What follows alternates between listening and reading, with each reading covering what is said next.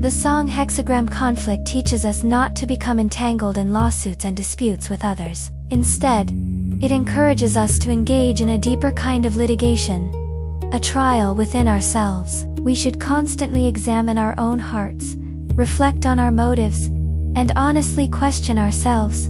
The same principle applies to war. Naturally, none of us wants conflict or war with other people. But what does it mean to wage war against ourselves? It doesn't mean punishing ourselves or living in self-condemnation. Rather, it refers to an inner battle struggle within the mind and soul. There is a story in Han Fizi called Victorious in Battle. Therefore he became plump. At first, the title sounds strange. Today, many people do everything they can to avoid gaining weight. But in ancient China, being well-fed and full-bodied was considered a sign of prosperity and peace. It wasn't just during the Tang Dynasty. Throughout much of ancient history, people believed that a broad mind leads to a fuller body. A healthy, plump appearance suggested that one lived free from worry and enjoyed a good quality of life. Thinness, on the other hand, was often associated with hardship. The story involves two of Confucius' greatest disciples, Zhengzi and Zixia.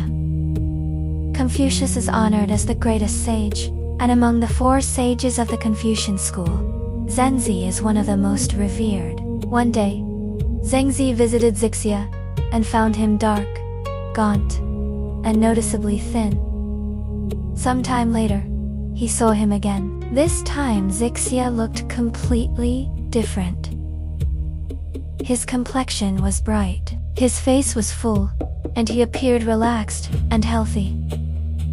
Surprised, Zhengzi asked, "What happened? Last time you looked exhausted and emaciated. Now you look peaceful, prosperous, and radiant. Why have you become so well?" Zixia smiled and replied, "Because I won the battle." Zhengzi asked, "Who were you fighting?" "Myself," Zixia answered. He explained, "When you saw me the first time, the battle inside me had not yet been decided. Whenever I studied the teachings of the ancient sages and the wisdom passed down by my teacher, Confucius, I was deeply inspired. The virtues of the ancient kings, the moral principles, the beautiful writings, and the profound wisdom they filled me with admiration and gave me something noble to pursue. But whenever I stepped outside into the world, I was attracted by material pleasures, fine houses, luxurious carriages, beautiful clothing, wealth, status, and all the things that stir human vanity. These two desires were constantly at war within my heart. Neither side had gained the upper hand. The battle had reached a stalemate, and I was anxious, restless, and miserable because I didn't know which path to choose. Gradually, however, the values taught by the sages prevailed. They defeated my attachment to vanity and external glory. My heart became unified.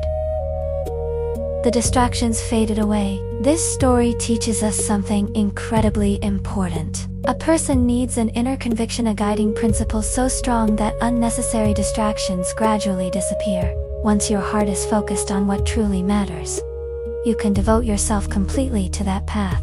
That is why Zixia became plump after victory. His peace of mind nourished both his spirit and his body. So what lesson does this offer us? Every one of us must fight this inner battle. We must ask ourselves, which path do I truly want? Life constantly forces us to choose, and every choice means giving something else up.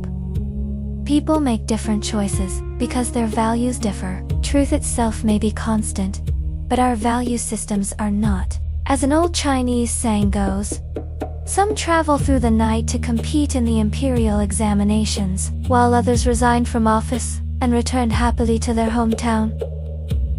Neither choice is inherently right or wrong. The real question is, what do you truly want?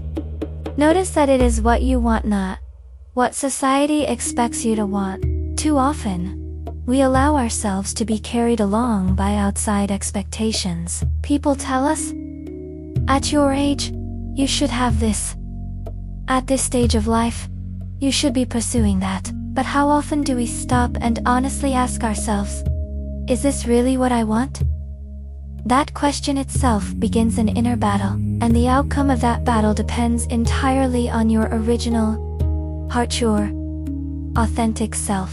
The She hexagram the army reminds us that true strength relies first on wisdom. It also teaches us to gather and nurture people, which, in a broader sense, means expanding the foundation of our own knowledge. As the ancient scholar Han Yu advised, we should embrace the vast without rejecting the small. In other words, read widely. Read books from many different fields. Explore ideas that challenge your assumptions. Broaden your horizons. Each book opens another window. Each window lets in a different light. Only when we experience many different kinds of light can we begin to see reality more clearly. From that broader perspective, we become better able to identify the deeper wisdom hidden beneath appearances. Wisdom is not acquired all at once.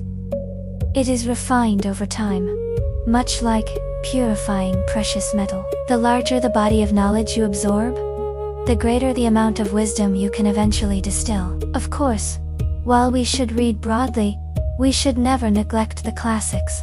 The French philosopher and writer André Maurois, in his book, The Art of Living, listed 5 kinds of wisdom. One of them is the wisdom of reading. He wrote that there are simply too many great books for any one person to read them all. Nevertheless, we should always reserve a place of honor in our hearts for the classics. Why?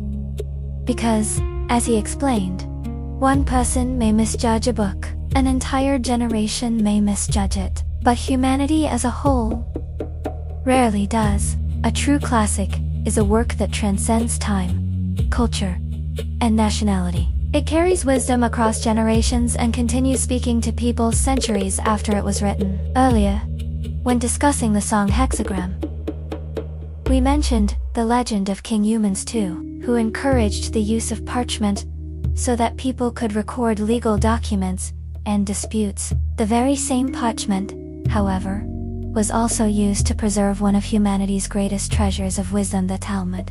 The material itself was neutral. On one sheet, people recorded conflicts. On another, they preserved timeless wisdom. That parchment became a vehicle for transmitting human civilization. Likewise, when we seek wisdom instead of conflict, we naturally move farther away from unnecessary disputes and wars. The wiser and more capable we become, the better we are at preventing conflict before it begins. And we also become more honest in examining ourselves, constantly asking where we still need to grow. President John F. Kennedy once quoted these inspiring words: "I look back through history and ask, why? I look forward and ask, why not?" When we develop both a historical perspective and a vision for the future, we gain a much clearer understanding of who we are today. Our standards for ourselves become higher. Our inner struggles become more meaningful, and the victories we achieve over ourselves become far more profound. Xixia's victory made him full. But perhaps today, our goal should not merely be to become full after victory. Our goal should be to become victorious and then take flight. Not fat after victory, but free after victory. To spread our wings, to fly toward the ideals that truly belong to us, to embrace the purpose that calls from within. That is the highest victory of all.